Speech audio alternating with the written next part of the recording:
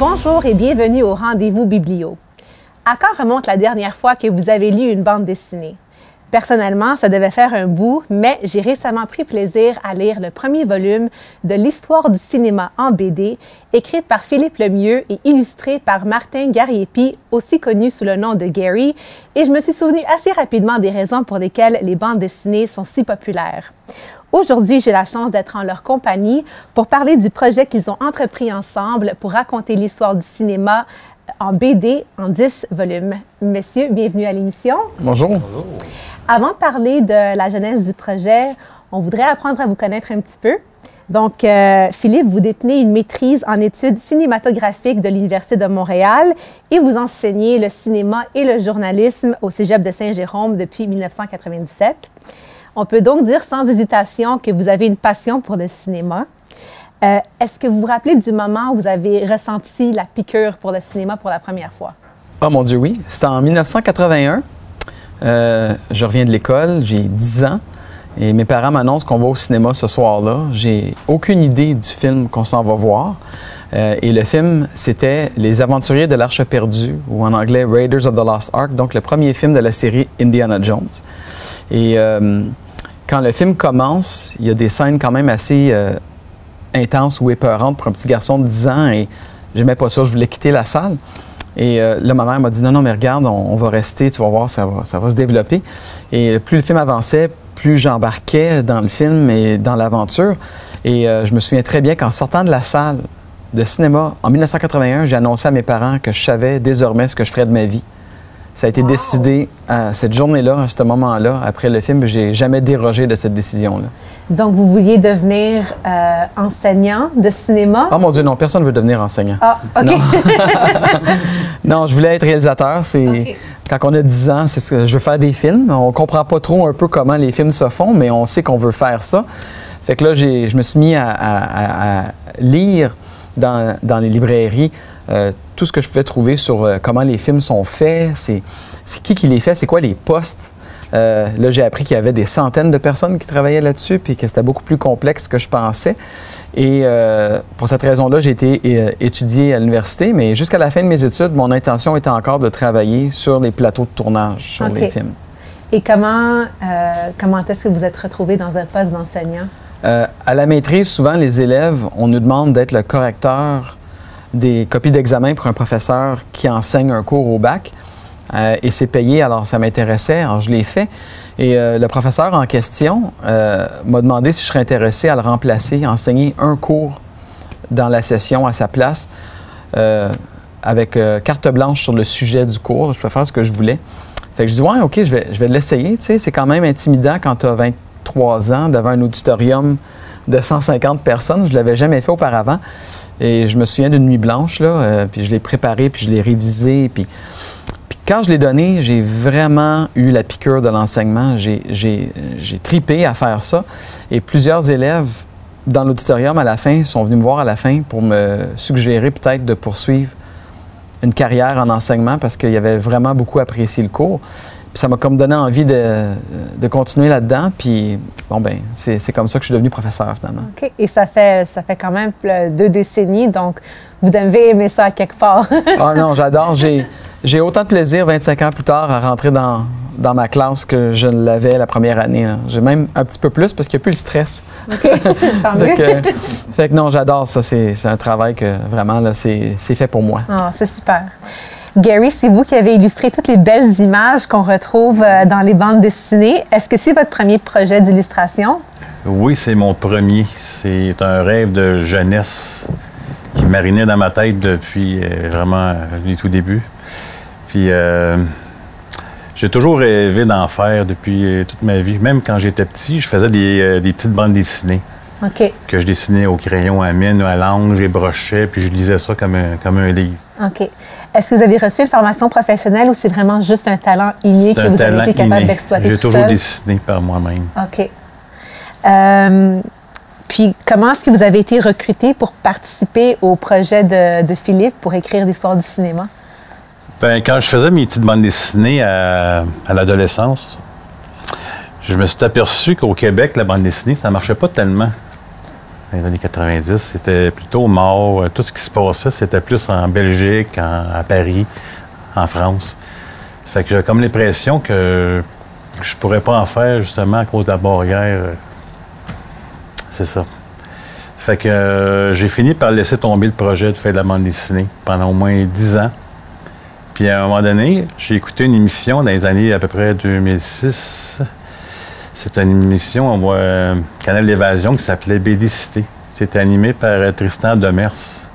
Puis il rencontrait des dessinateurs d'ici et d'ailleurs. Puis il voyait un peu comment ils travaillent, dans quel secteur, dans quel coin ils habitent. Puis en tout cas, on embarque dans l'univers de chaque dessinateur. OK. Puis j'adorais cette émission-là. Puis je me suis aperçu qu'elle avait interviewé beaucoup de créateurs du Québec. Puis ça parlait beaucoup de l'effervescence de la BD au Québec qui commençait à émerger. Fait que j'avais regardé ma conjointe, j'ai dit, il faut absolument que je me réessaye. J'avais laissé ça de côté, il faut que je me réessaye. Et c'est ce que vous avez fait? C'est ce que j'ai fait. Puis il y a un de mes amis qui m'a dit, tu devrais afficher tes dessins sur Facebook parce que j'avais pas de compte Facebook. Fait qu'en affichant mes trucs sur Facebook, c'est là que Philippe m'a recruté.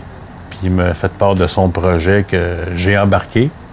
Parce que au début, quand il m'a recruté, j'étais pas tellement sûr. J'avais comme l'impression qu'il avait envoyé un genre d'appel à tous parce qu'il cherchait un dessinateur pour son projet.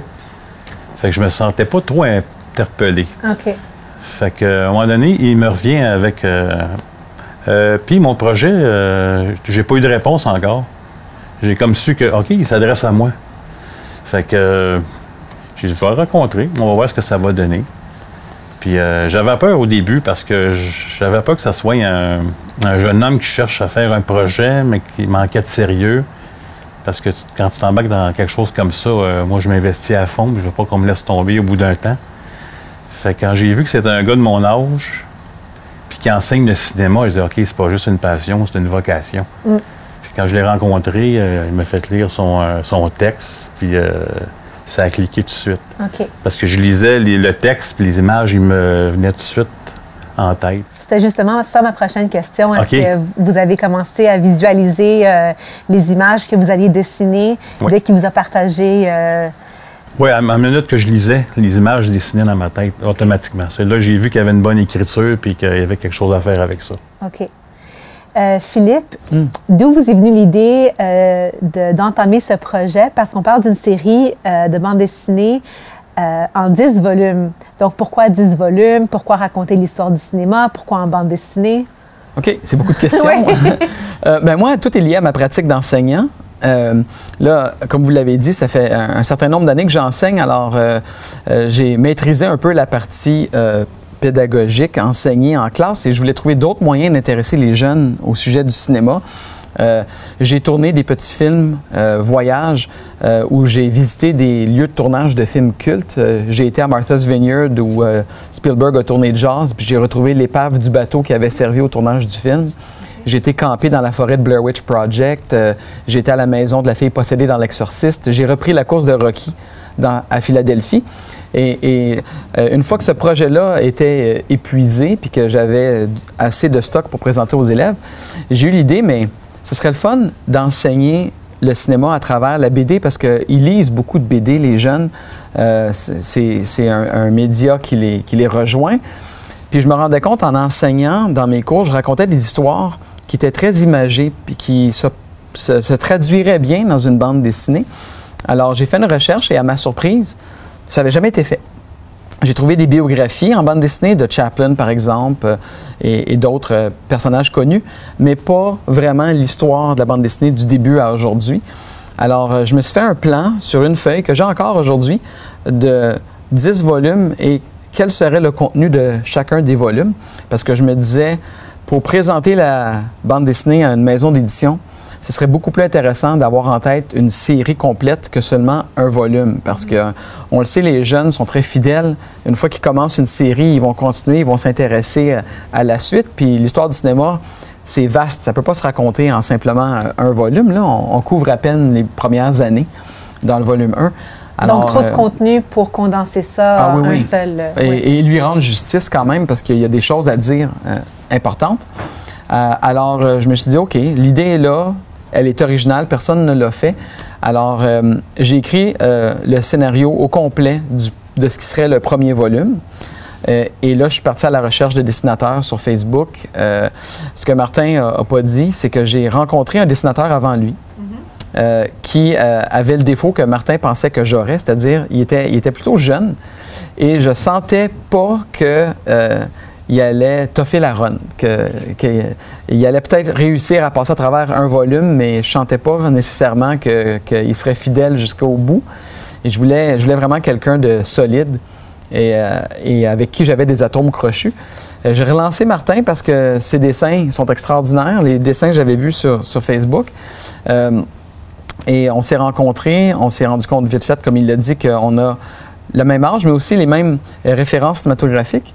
Puis, on est le match parfait dans le sens où moi, je ne peux pas dessiner du tout, là. C'est vraiment, vraiment pas une exagération, là. Je suis incapable de dessiner quoi que ce soit. Moi aussi. Puis, et à l'inverse, Martin, il a un grand talent pour le dessin, mais n'avait pas une idée ferme de ce qu'il pouvait raconter à travers son média. Fait qu'on comble le manque de l'autre mutuellement. Et moi aussi, c'est un rêve d'enfance de publier des bandes dessinées à titre d'auteur. Fait qu'on accomplit mutuellement le rêve d'enfance de l'autre en travaillant ensemble. Puis c'est comme ça qu'est née notre collaboration. Ouais. Oui. Alors, Martin, vous aussi, vous aviez une passion pour le cinéma à quelque part? Oui. Pas autant que Philippe, là, mais quand même, grâce à l'histoire du cinéma que j'ai lue, j'en apprends autant que ceux qui vont le lire. Oui. Puis des fois, je fais le saut dans ce que j'apprends. Fait que pour moi, c'est un plaisir, puis c'est un défi à chaque livre. J'ai aussi appris beaucoup en lisant le premier volume qui s'intitule « L'image en mouvement ». Donc, dans les premières pages, on est introduit à Philippe et Mélanie. Est-ce que c'est vous, Philippe? Oui. OK. C'est moi et c'est pas moi, là. Mais oui, mais oui, c'est ça le clin d'œil. Parfait. Mais surtout, on est introduit à Edward Muybridge.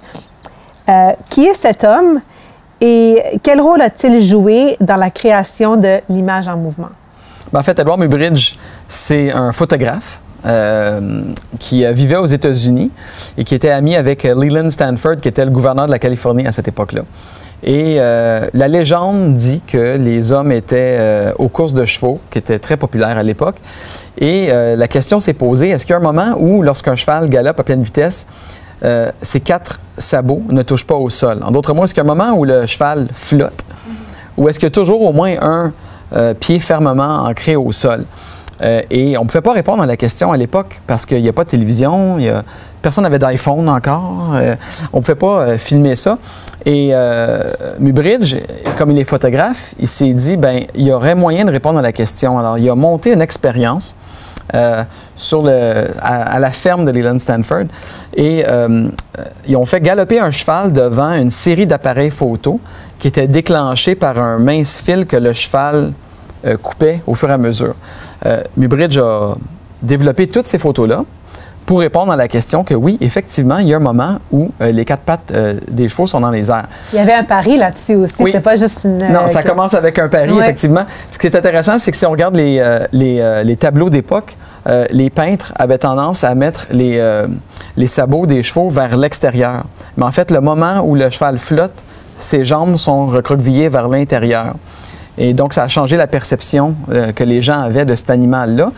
Et beaucoup de personnes ont fait la remarque à Muybridge qu'il y avait là une expérience scientifique intéressante qui pourrait intéresser les photographes, évidemment, mais aussi les gens qui s'intéressent à la kinesthéologie, le mouvement des muscles et des squelettes les uns par rapport aux autres, les animaux, mais aussi les êtres humains. Alors, il s'est construit un laboratoire plus permanent. Et il a photographié tous les animaux qu'il pouvait possiblement inviter à son studio, et aussi des hommes et des femmes. Il a publié ces livres-là, qui sont des séries de photographies. Maintenant, ce qu'il faut savoir, c'est que le cinéma, ça a toujours été l'illusion du mouvement, créée à partir de la projection d'une série d'images fixes. L'illusion du mouvement. Oui, parce que c'est 24 images fixes par seconde qui passent. Mais en réalité, le mouvement, il est créé par notre œil et notre cerveau. Ce qu'on voit, c'est 24 photographies fixes qui passent à chaque seconde. Alors, son expérience, c'est exactement l'inverse du cinéma. C'est-à-dire qu'il a décomposé le mouvement, dans ce cas-ci un cheval, en une série de photographies. Et ce faisant, il a donné l'idée à d'autres personnes, notamment Thomas Edison, d'inverser son expérience et de recréer le mouvement en filmant une personne ou un événement. Et c'est comme ça que le cinéma va naître. Vous avez mentionné Thomas Edison, qui est un célèbre inventeur. Oui. Il a notamment inventé le phonographe, Oui. qui est un appareil qui permettait d'enregistrer et de transmettre les sons. Quel rôle a-t-il joué dans l'histoire de l'image en mouvement? Bien, en fait, il est beaucoup plus important que la plupart des gens le pensent. On associe toujours Edison soit au perfectionnement de l'ampoule électrique ou sinon au gramophone. Mais en fait, quand on parle aux gens de l'invention du cinéma, ce qui vient en tête tout de suite, normalement, c'est les Frères Lumière. Le 28 décembre 1895, ça nous a été inculqué très, très jeune, cette idée-là. Mais en fait, Edison a tourné le premier film quelques années avant les Frères Lumière. Il a construit la première caméra cinématographique. Il a même construit le premier studio au New Jersey, à son laboratoire, où, avec l'aide de son assistant, Dixon, il a expérimenté vraiment avec les premiers films. Et il a même ouvert l'ancêtre des arcades quelque part. C'était le Nickelodeon. Donc, c'est un endroit où les gens, pour 5 sous, d'où le mot Nickelodeon, pouvaient aller visionner ces petits films-là dans une grosse boîte en bois qu'on appelait le kinétoscope. Alors, à toute fin pratique, Edison est l'inventeur du cinéma. Mais tout dépend de notre définition du cinéma. Parce que dans son cas, on est un spectateur à la fois à regarder le film, alors que dans le cas des Frères Lumière, ils ont été les premiers à faire une projection publique. Et c'est là qu'est la nuance qui permet aux historiens de déterminer si c'est les Français ou si c'est les Américains qui ont inventé le cinéma. Personnellement, je m'en fous un peu. L'important, c'est qu'ils ont tous contribué à l'évolution de cet art-là qui est devenu de plus en plus populaire depuis. Comment Muybridge et Edison ont appris à se connaître? Bien, en fait, Muybridge a donné des conférences un peu partout aux États-Unis. Il a présenté les résultats de ses recherches. Et Edison, qui était une personne centrale du monde scientifique et technologique, était présent à l'une de ces démonstrations-là, a vu les travaux de Muybridge et s'en est inspiré pour la suite. Okay.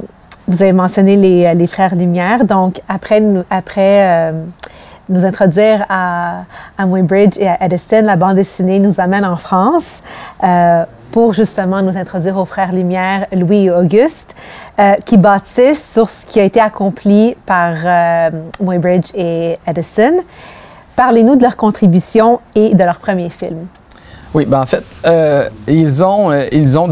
leur père, Louis et Auguste, a acheté un kinétoscope d'Edison pour comprendre un peu le système de ce qu'avait réussi à faire Edison. Et une fois qu'ils ont compris le principe cinématographique, ils ont construit leur propre appareil qu'on appelle le cinématographe, qui est très célèbre.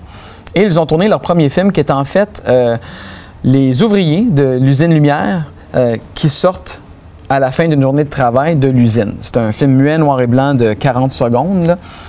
Mais c'était pour vérifier que l'appareil fonctionnait. Et ils ont tourné une dizaine de films comme ça qu'ils ont présentés pour la première fois dans le Grand Café dans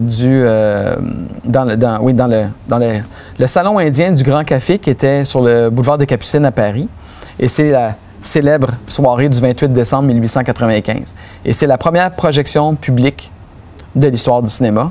Donc c'est un moment là, marquant. Donc ils n'ont pas été les premiers à tourner un film. Ils n'ont pas construit le premier studio, mais ils ont certainement été les premiers à mettre en scène une projection de film. Gary, Philippe a mentionné le cinématographe. Décrivez-nous un peu de quoi ça a l'air, cet appareil-là. Le cinématographe? Oui. Parler de l'appareil projecteur? C'est ça. Ben, c'est tout simplement une boîte dans laquelle il y a une extrémité qui s'ouvre. Une petite bobine de film qu'on fait bouger par une petite manivelle. Mais en arrière de ça, il y a comme un projecteur qui envoie la lumière sur la petite pellicule qui permet de le projeter sur la petite lentille en avant, qui permet de le projeter sur l'écran. Est-ce que c'est similaire au projecteur qu'on utilise aujourd'hui? Ben, le principe est le même. Okay. C'est de faire. C'était plus passer. rudimentaire dans le temps. Oui. Ben, en fait, aujourd'hui, c'est plutôt numérique, là. Mais c'est similaire aux projecteurs qui vont exister dans les cinémas du monde entier pour des décennies à venir. C'est une lumière qui traverse la pellicule, qui projette l'image sur l'écran. Okay. Ouais. Parlez-nous un peu du magicien qui se nomme Georges Méliès. Oui, bien, Georges Méliès était déjà riche et célèbre à l'époque où les Frères Lumière présentent le cinématographe. Il était dans la salle, il était présent le 28 décembre 1895 et il a été très impressionné, comme la plupart des gens, ce jour-là. Mais lui était magicien. C'est ça qui est l'aspect important de sa personnalité parce que toutes les autres personnes dans notre bande dessinée, c'est des inventeurs, c'est des techniciens, des gens comme les Frères Lumière, Edison, Muybridge, ne sont pas nécessairement intéressés à l'aspect divertissement du cinéma. Ils sont intéressés à savoir s'ils peuvent réussir cette innovation-là. Georges Méliès, il voit un potentiel de divertissement parce qu'il est magicien, parce qu'il a l'habitude d'amuser les gens à son théâtre qui s'appelle le théâtre Robert Houdin. C'est de là que le Houdini tient son nom d'ailleurs, c'est en hommage à ce célèbre magicien. Et donc, lui, il va construire son propre appareil pour intégrer des projections de films à l'intérieur de ses spectacles au théâtre Robert Houdin et va, de film en film, toujours rendre la chose un petit peu plus complexe. Donc, il va être le premier vraiment à costumer des acteurs, à écrire des scénarios, même à adapter des romans de Jules Verne. Par exemple, avec son célèbre Voyage sur la Lune, qui est un roman de Jules Verne, là, qui porte un autre titre, mais c'est une adaptation. Il va peindre des décors. Il va se construire un studio vitré pour utiliser la lumière du soleil comme source d'éclairage. Il va faire du montage, donc des films avec plusieurs séquences, plusieurs tableaux. Et c'est vraiment lui qui donne naissance au cinéma de fiction, comme on le connaît aujourd'hui, là, qui nous raconte une histoire avec des personnages principaux puis qui a des effets spéciaux. Il va être le premier à faire apparaître et disparaître des choses à l'écran, puis vraiment utiliser le plein potentiel visuel du cinéma. Là. Il a réalisé 600 films durant sa carrière, c'est ça? De quoi avaient l'air ces films-là? Ah bien, la plupart, c'est des films fantastiques, avec des créatures, des sorcières, des abominables hommes des neiges, les habitants de la Lune. C'est des films qui nous font voyager, qui sont magiques, tout comme lui l'était. Et vraiment qui sont encore aujourd'hui très divertissants. Ceux qu'on a, puisqu'on a perdu à peu près la moitié de ces films, comme c'est le cas pour la plupart des films du cinéma des premiers temps, on ne les a plus. La pellicule, à l'époque, était très inflammable. Et pour qu'un film survive jusqu'à nous aujourd'hui, il doit passer à travers 125 ans, à travers 2 guerres mondiales, à travers les tremblements de terre, à travers les inondations, à travers tout ce qui arrive. Alors, on n'a pas tous les films, mais heureusement, on a plusieurs de ces chefs-d'œuvre qui sont encore disponibles aujourd'hui puis qu'on peut juste regarder sur YouTube gratuitement. Et ces films durent combien de temps environ? Bien, un voyage dans la Lune, c'est une dizaine de minutes. Okay. Ils sont plus longs, atteignent les 40 quelques minutes, mais la plupart des films, je dirais, sont entre 10 et 20 minutes, là, pour la majorité. Donc, c'est quand même loin des 90 minutes en moyenne qu'on a aujourd'hui. Oui. Oui, les budgets n'étaient pas les mêmes. Non, effectivement. J'ai cru comprendre que la série, votre série de bande dessinée, a été rejetée à plusieurs reprises par des maisons d'édition. Parlez-nous un peu du parcours qui vous a éventuellement mené à être publié. OK. Bien, d'abord, c'était de rencontrer Martin puis de s'associer. Alors, j'ai demandé à Martin, en fait, de dessiner le plus rapidement possible le premier chapitre du premier volume, donc les 10 premières pages à peu près, parce que j'avais en tête d'envoyer dans les maisons d'édition une présentation de quelques pages du projet, nos biographies, et les 10 premières pages déjà dessinées. Parce que je me disais, si on présente une bande dessinée puis qu'on ne présente pas les dessins, ça n'a pas de bon sens. Pour moi, c'était essentiel que la maison d'édition voit le style de dessin, voit le ton, voit un peu à quoi s'attendre avec notre bande dessinée. Parce qu'un scénario, c'est une chose, mais c'est un texte. Là, on présente une bande dessinée. Alors, pendant que Martin faisait les 10 premières pages, moi, j'ai fait des recherches à savoir qui publie des bandes dessinées au Québec. Je me suis préparé une liste d'adresses. Certaines maisons d'édition veulent une soumission papier, D'autres veulent absolument pas une soumission papier. Il faut que ça soit par Internet. Fait que chaque maison d'édition a ses critères, sont différents. Puis une fois que notre document était prêt, le pitch était prêt, on était satisfait, on l'a envoyé partout. Tout le monde a refusé. Tout le monde a refusé. J'ai une belle collection de lettres de refus chez moi. Et en fait, ce qui est intéressant maintenant, avec le recul, c'est qu'il y a deux réponses typiques. La première, c'est que c'est trop pédagogique pour être une bande dessinée. Et sinon, c'est trop ludique, la bande dessinée, pour être pédagogique. Et aucune maison d'édition ne voyait le potentiel de marier ces deux idées-là, qui pour moi me semblaient, en tant que prof, tout à fait naturelles, mais ça rentrait pas dans le créneau des maisons d'édition auxquelles on avait envoyé le projet. Et je me suis rendu compte, j'ai ensuite découvert, tout à fait par hasard, une autre série en librairie qui était publiée par les éditions Michel Quintin, que je connaissais pas puis qui n'avait pas été dans ma liste d'origine.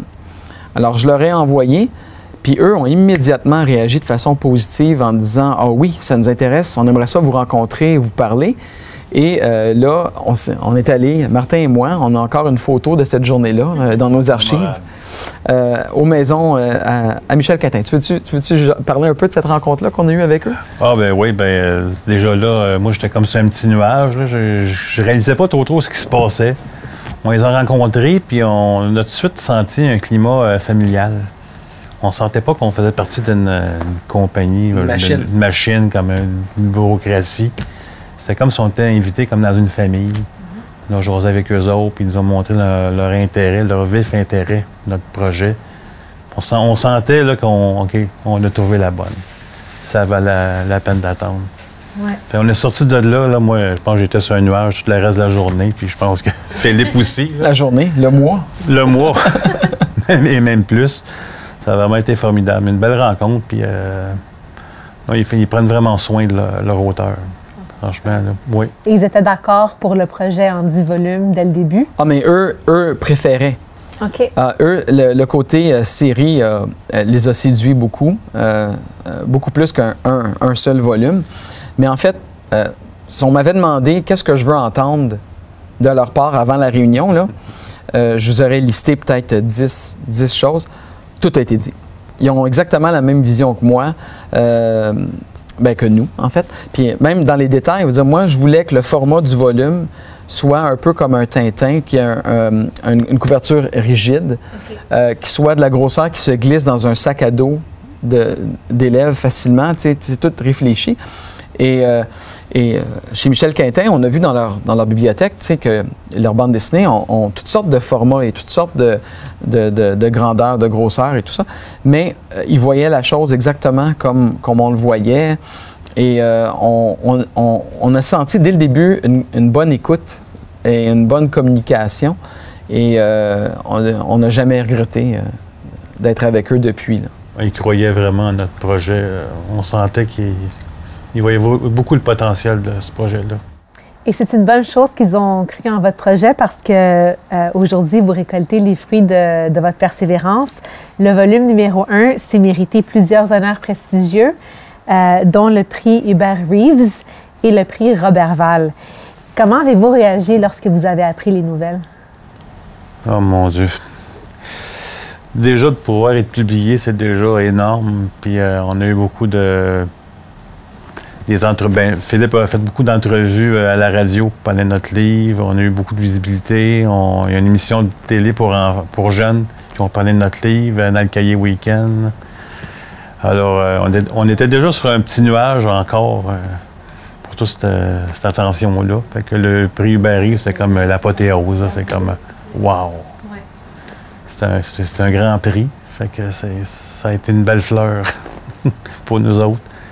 Ça a encore dur à réaliser pour moi aujourd'hui. Ça s'est comme fait tellement rapidement. Oui. On l'attend de finalement trouver un éditeur. Là, un coup qu'on l'a trouvé, les choses sont mises à débouler. Fait que wow. Moi, ce qui m'a surpris là-dedans, c'est que les deux prix que vous avez nommés, le Hubert Reeves et le Robert Val, sont des prix pour la vulgarisation scientifique. Puis moi, j'étais sous l'impression que je parlais d'un art, qui est le cinéma. Et tu sais, moi, j'ai mon bac en art. C'est dans ce milieu-là que je baigne. J'ai fait un DEC en sciences de la santé, puis c'est les 3 plus malheureuses années de ma vie, là. Alors, je ne m'imaginais pas vulgarisateur scientifique. C'est pas ça le titre que je me donne dans la vie. Mais c'est vrai que dans le volume 1, étant donné que nous parlons d'Edison, de Muybridge et de l'émergence du cinéma, comme je l'ai dit tantôt, c'est des inventeurs, c'est des techniciens. Alors, effectivement, la notion artistique n'arrive pas avant Méliès. Et dans le volume 2, on va parler beaucoup plus d'artistes, de mimes, de gens comme Charlie Chaplin, Buster Keaton, mais le volume 1 est très scientifique. Fait que, jamais j'aurais cru dans ma vie gagner un prix dans le milieu des sciences et des technologies. Tu sais, ça me ressemble pas. Encore moins Hubert Reeves, qui au Québec est une sommité dans le milieu. Fait que je trouve ça un peu... c'est le fun, mais c'est paradoxal pour moi parce que c'est pas comme ça que je le voyais. Puis le Robert Val aussi, c'est l'équivalent du Hubert Reeves, mais à la grandeur de l'Europe, là. Et c'est l'Université des technologies de Compiègne qui m'a reçu là-bas pour la cérémonie. Ils nous ont fait visiter les laboratoires. J'ai rien compris de ce qu'ils nous ont expliqué, les expériences qu'ils sont en train de développer et tout ça. Mais comme il y a un élément très scientifique dans le premier volume, et il faut croire que ça l'a plu, puis que j'ai réussi à bien l'expliquer malgré moi. Puis voilà, fait que c'est ça que je trouve quand même surprenant, parce que nos prix ne sont pas dans l'univers de la bande dessinée en tant que telle, ils sont en parallèle. Ouais. C'est quoi le feedback que vous avez reçu des jeunes qui lisent votre bande dessinée? En fait, est-ce que c'est surtout des jeunes qui lisent votre bande dessinée? Oh, je dirais que c'est assez vaste. Oui. OK. Non, ça va dans plusieurs groupes d'âge, je dirais. OK. Oui. Est-ce que c'est des passionnés de cinéma en particulier qui achètent votre bande dessinée, ou est-ce que c'est des personnes qui aiment la bande dessinée en général? Je pense d'abord c'est des gens qui ont un intérêt pour le cinéma.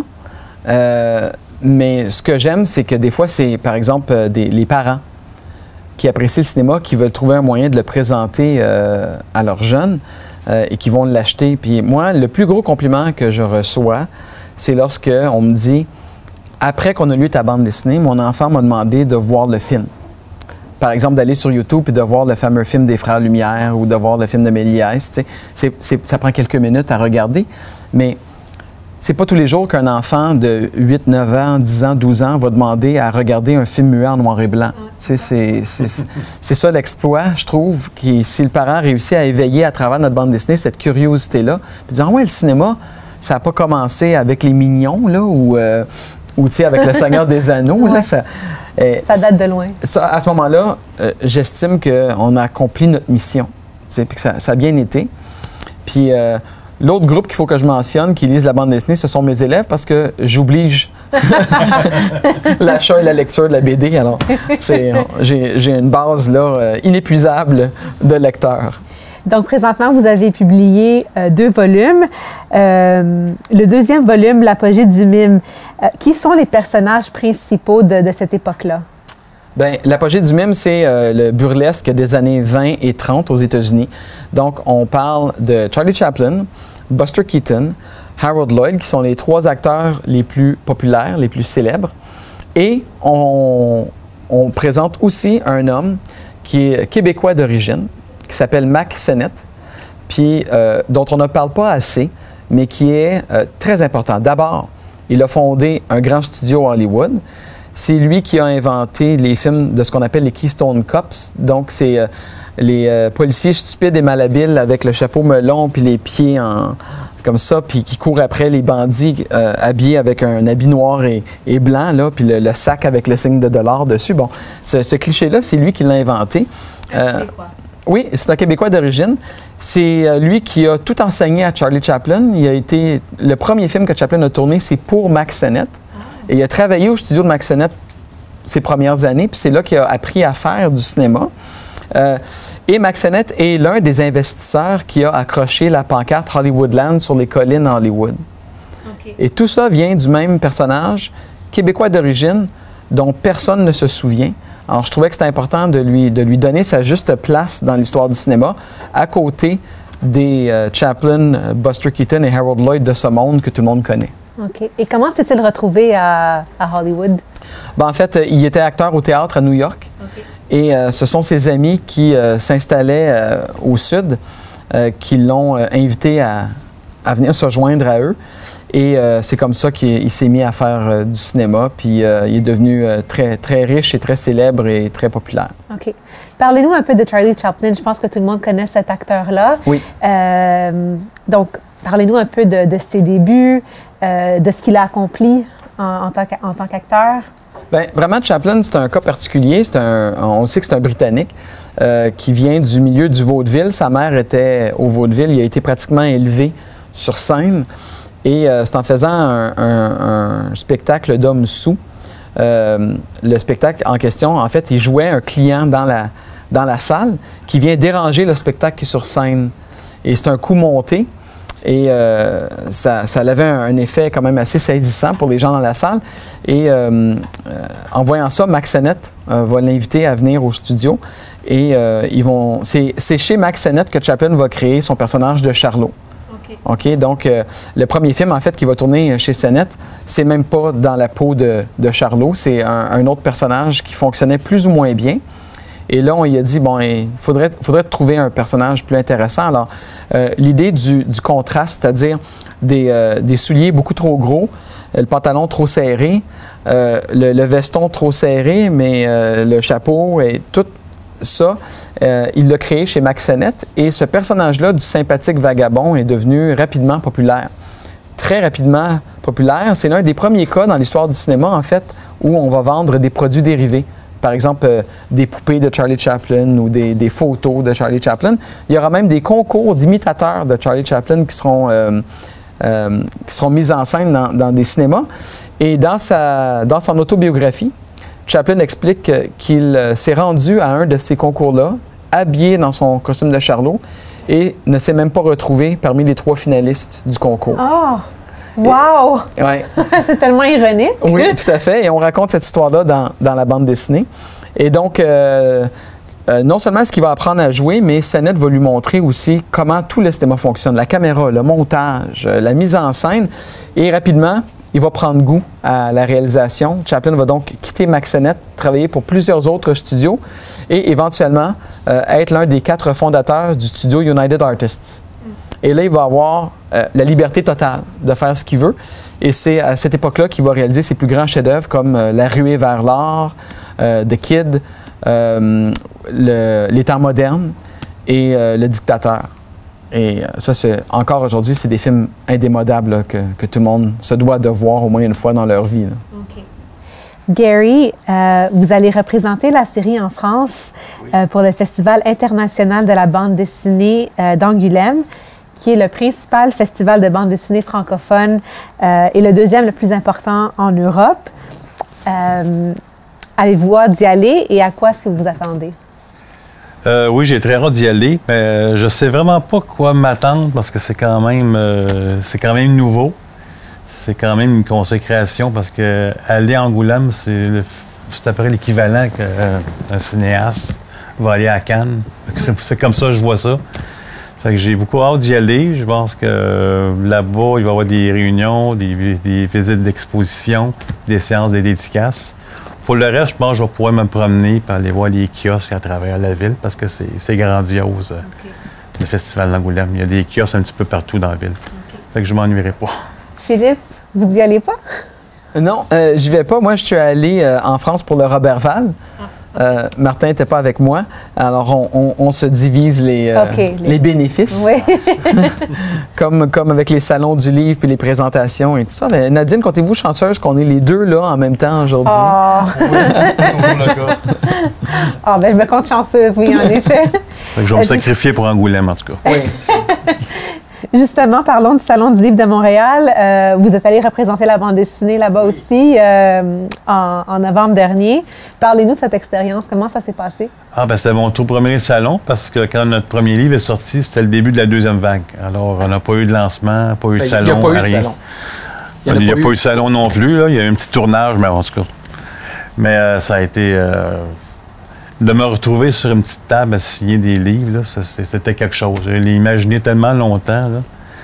Mais on m'avait dit, c'est le début d'une série. Attends-toi pas à avoir une file d'attente devant ton kiosque, là, devant ta table, parce que c'est le début de la série, mais plus ça va aller, plus que le monde va avoir plus de monde, plus que la série va prendre la notoriété, puis les volumes vont s'accumuler aussi.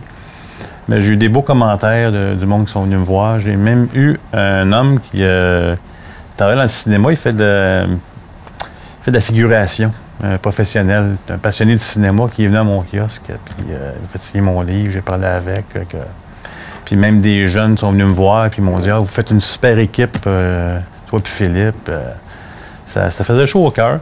Puis en plus, après ma première journée du Salon du Livre, dans la soirée, j'apprends qu'on a gagné le prix Roberval. Oui, parce que moi, j'étais pas au salon, j'étais en France. Non, lui était en France, pendant ce temps-là, moi j'étais à Montréal. Fait que là, j'ai été signé le lendemain, puis là, le monde de l'édition, Michel Quintin, nous ont tous félicités. Fait que j'étais comme, wow, c'est trop, là. Je vis un salon, on a gagné un autre prix en France, wow. Mais c'est vraiment beau de voir que vous avez persévéré jusqu'au bout, que vous avez été publié, que vous avez reçu ces prix, que les gens répondent bien à votre collaboration. Bien, moi, cette histoire-là, j'aime la conter parce que pour mes élèves qui ont 18-19 ans et qui rêvent de travailler dans un milieu ou dans un autre, tu sais, c'est une leçon importante de ne pas se laisser abattre. On va se faire dire non dans la vie. Tout le monde va nous dire non, mais il faut quand même, si on y croit, si le projet est bon, il faut persévérer. Puis tôt ou tard, on va trouver des gens qui vont y croire aussi, puis on va embarquer. Puis c'est vraiment notre histoire, tu sais. Puis quand lui était à notre premier salon que j'ai manqué, moi, j'étais au Roberval, mais dans le contexte du Roberval, chacun des auteurs nommés devait donner une présentation dans des écoles différentes de France. Alors, je me suis retrouvé dans une école de 32 petits de 8-9 ans français à qui je devais raconter le contenu de la bande dessinée. Puis, c'est pas le public auquel je m'adresse normalement quand j'enseigne. Alors, c'était une nouvelle expérience pour moi. Puis, j'ai vraiment trippé, là. C'était plaisant. Puis ils ont beaucoup apprécié mon accent. Je sais pas si c'est un compliment ou pas, mais c'était le fun. Fait qu'on a vécu, tu sais, en parallèle, simultanément, avec 6 heures de décalage, des moments extraordinaires. Mais à chaque fois qu'on communique ensemble depuis nos débuts, on finit toujours mon message par « on lâche pas ». C'était comme notre leitmotiv, là. Oui, c'est notre slogan. Oui, puis même encore aujourd'hui, là, c'est toujours « on lâche pas, on continue ». Oui, puis il y a 7 autres volumes qui s'en viennent. 8, en fait. 8? Oui, c'est ça. On a 2 publiés. C'est ça, parce que le troisième, vous travaillez il est en devenir. C'est ça, exactement. De quoi vous allez parler dans le 3e volume? Le 3e volume traite de l'émergence du cinéma d'horreur en Allemagne, principalement, après la Première Guerre mondiale, une période qu'on appelle l'expressionnisme allemand.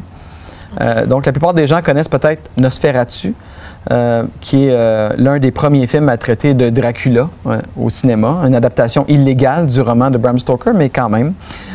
Fait qu'on va traiter de comment le cinéma a commencé à raconter des histoires terrifiantes et d'où ça vient, pourquoi cette angoisse à cette époque en Allemagne et aussi les conséquences de ça aux États-Unis. Donc, on va parler de la naissance de Frankenstein, Dracula, le loup-garou, tous les monstres associés au studio Universal.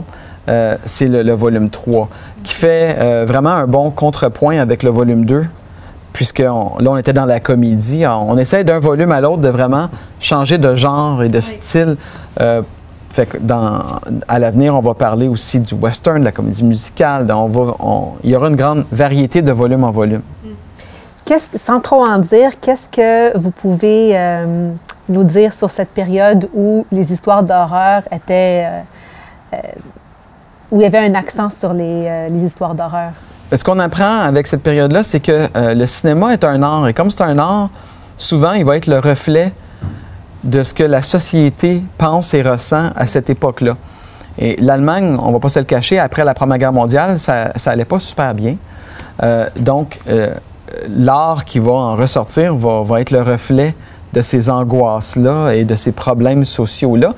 Et l'horreur est le média parfait, le genre parfait pour illustrer un problème qui angoisse une société parce que le monstre va représenter quelque chose qui, dans la vraie vie, est terrifiant. Dans le cas de Nosferatu, par exemple, c'est la peste. Partout où Nosferatu se déplace dans le film, on voit des rats. Et à l'époque, il y avait une épidémie de peste. Alors, pour les gens assis dans la salle, de voir un gros rat de 6 pieds sur grand écran, c'est terrifiant. Aujourd'hui, on regarde le film fait en 1922, c'est pas très épeurant. Mais pour les gens à l'époque, ça l'était. Et ça va devenir cette espèce de tradition où le monstre représente un problème de société. Et dans le film, si on détruit le monstre, on se donne l'espoir en tant que société qu'on va réussir à passer outre ce problème-là.